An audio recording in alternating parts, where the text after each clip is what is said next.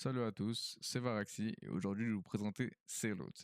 Donc Cellout, pour ceux qui ne connaissent pas, c'est une plateforme en ligne qui vous permet de créer votre site web totalement gratuitement et super rapidement.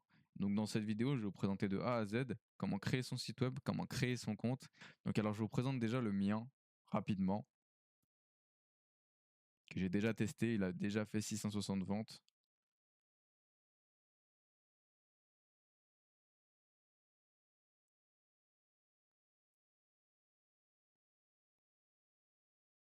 Comme vous le voyez, c'est des sites web qui sont hyper beaux, hyper dynamiques. Et donc dans cette vidéo, je vais vous présenter comment faire cela.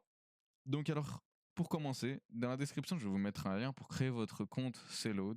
Alors c'est tout simple, vous mettez du coup un email, de toute façon vous savez lire je pense. Ici vous mettez un mot de passe, donc n'importe lequel. Le plus important, c'est que vous le reteniez. Une fois que vous avez créé votre compte, on s'en fout. Une fois que vous avez créé votre compte, ça va vous demander le nom de votre shop. Donc là, je vous donne un exemple. Si votre shop, vous avez envie de l'appeler, je sais pas, AMD Shop, vous l'appelez AMD Shop. Bon, honnêtement, pas une bonne idée, mais vous avez compris l'exemple.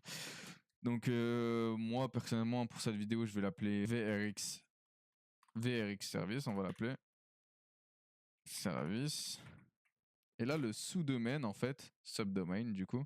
Donc ça, en gros, pour vous expliquer, ça va être le nom, du coup, de votre site web, du coup, vrxservice.mycellout.com.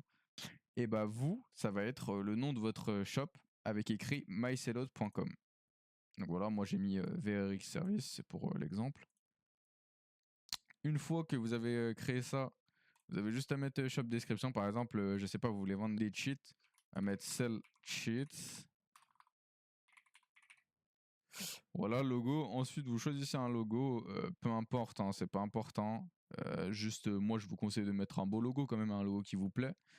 Donc là, pour l'exemple, on va mettre, bah tenez, hop, j'ai ça. C'est comme vous voulez vous.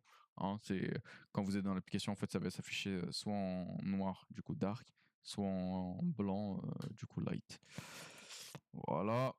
Ensuite, ici, vous êtes à la partie où vous pouvez choisir votre thème. Donc, comme vous voyez, il y a plusieurs thèmes en fait qui sont déjà faits, déjà prêts à l'emploi. Donc, il y a des payants comme des gratuits, juste ici.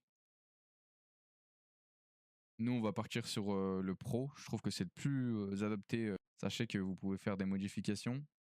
Et dans la description, je vais même vous mettre du coup un lien pour pouvoir acheter des thèmes qui sont déjà faits du coup par un développeur en fait. Et ensuite, vous avez du coup les thèmes payants. Comme vous pouvez le voir, les thèmes payants, ils sont très très très très très beaux.